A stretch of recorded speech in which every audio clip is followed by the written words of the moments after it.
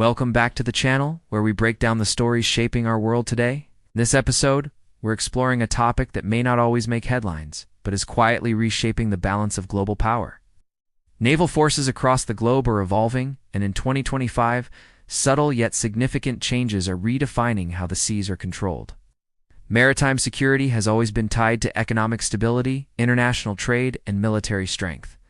But in the current geopolitical climate, naval power has become even more central to global strategy. Let's begin by asking a simple question. Why do navies matter so much in 2025? Yes. Over 90% of global trade still moves across oceans, connecting continents and fueling economies. Whoever controls the seas can influence not only commerce, but also access to resources and political leverage. Naval power is no longer just about battleships and carriers.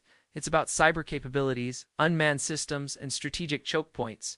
And in the era of shifting alliances, the oceans are becoming the true chessboard of geopolitics. The United States remains the most powerful naval force, with its unmatched aircraft carrier strike groups and advanced submarines. But even America is adapting, focusing more on distributed operations and smaller, faster vessels. The rise of China has been the biggest driver of naval competition, with Beijing rapidly expanding its fleet. China's strategy is not only about numbers, but also about asserting dominance in the South China Sea and beyond. The People's Liberation Army Navy now fields advanced destroyers, aircraft carriers, and cutting-edge missile systems. India, too, is stepping up its naval ambitions, seeking to secure the Indian Ocean and project power into the wider Indo-Pacific.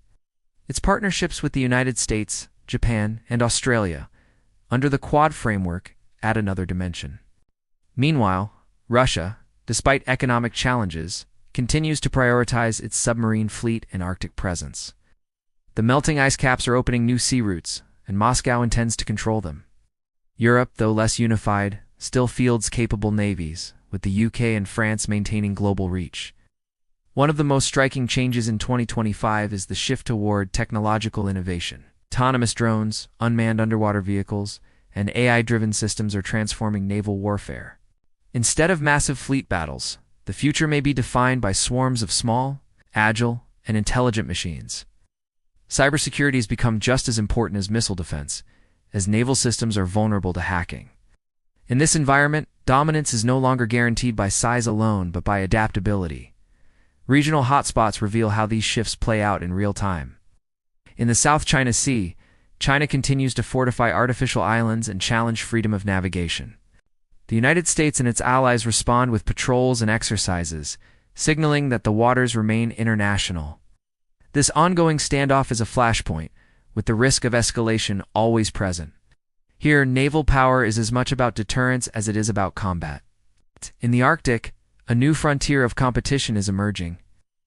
As ice retreats, new shipping routes promise faster connections between Asia, Europe, and North America.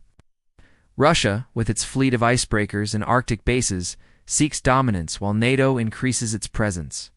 For smaller nations like Norway, the stakes are high, as their territorial waters become more strategically valuable.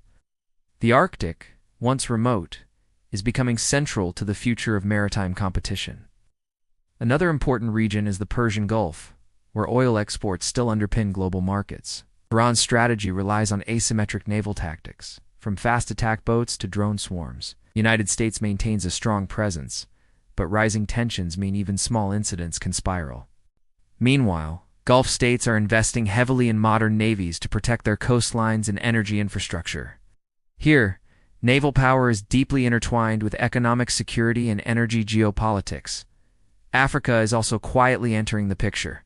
China's base in Djibouti marks its first overseas naval outpost, signaling long-term ambitions.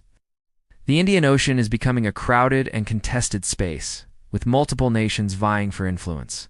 For African nations, the seas represent both opportunity and vulnerability. With piracy and resource competition at stake, the continent's role in naval geopolitics is set to grow in the years ahead. But beyond geography and technology, alliances are reshaping naval strategy. The rise of multilateral security arrangements, from NATO's renewed focus to Indo-Pacific partnerships, is significant. Navies are now expected to operate seamlessly with allies, sharing intelligence, and coordinating operations. Joint exercises demonstrate unity while also testing interoperability in real-world scenarios. The message is clear. No nation can secure the seas alone anymore.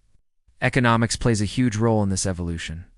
Building and maintaining large fleets is incredibly costly, forcing nations to prioritize.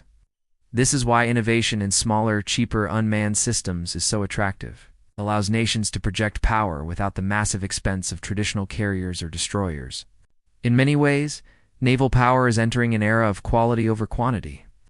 However, traditional symbols of power like aircraft carriers still matter. Carriers serve as mobile air bases, capable of influencing conflicts far from home shores. The United States continues to lead in carrier technology, but China is catching up fast. Debates rage over whether carriers are too vulnerable in the age of hypersonic missiles. Yet for now, they remain unmatched tools of global influence. So what does all of this mean for the future of maritime security?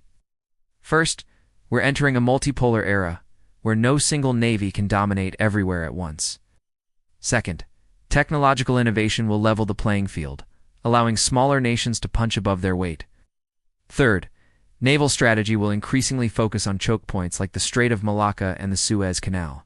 Control of these narrow waterways could shift global trade and power dynamics overnight. The implications for international relations are profound. Naval power is both a deterrent and a form of diplomacy, shaping how nations interact. Show of force missions, humanitarian assistance, and freedom of navigation patrols all carry political weight. The sea is not just a battlefield, but a stage for signaling intent and building alliances. And in 2025, every signal matters more than ever. For ordinary people, these shifts may seem distant, but they affect daily life. The price of goods, the security of energy supplies, and the stability of global markets all depend on safe seas. Piracy, blockades, or conflict in key regions could ripple through the global economy instantly. That's why nations invest so heavily in naval power, because the seas connect us all. Maritime security is, at its core, about protecting the lifelines of civilization. As we look to the future, one thing is clear: naval power will remain central to global strategy. But the way it is exercised will continue to evolve, shaped by technology, alliances, and competition. The 21st century is not just about land borders or air superiority. It is about who commands the oceans. And in 2025, that command is no longer absolute, but contested, fragile, and constantly shifting. The tides of history are moving, and the seas are where they will be decided. Thank you for watching this deep dive into the changing nature of naval power in 2025. If you found this exploration insightful, don't forget to like, subscribe, and share your thoughts in the comments. Which nation do you think will dominate the seas in the coming decades, and why? We'll be following these shifts closely, bringing you the stories behind the strategies. Till next time, stay informed, stay curious, and remember, the oceans are the world's true frontiers.